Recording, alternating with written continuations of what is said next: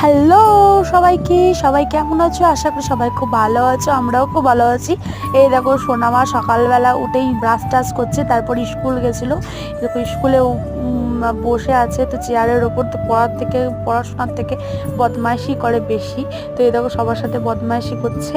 তো এই দেখো তারপর আলু টালু বাড়ি এসে আলু টালু ভাজলাম মুড়ি খাবো বলে, তো ভাত চাপিয়ে দিয়েছি। তো আজকে তো এখন তো আমাদের নিরামিষ চলছে, তো সেজন্য বেসনের তরকারি, আলু মানে পটল দিয়ে আলু দিয়ে একটা সয়াবিন দিয়ে তরকারি, মানে সাদা সাদা, হলুদ টলুদ কিছু দেওয়া যাবে না। তো এই দেখো সেই তরকারিটা।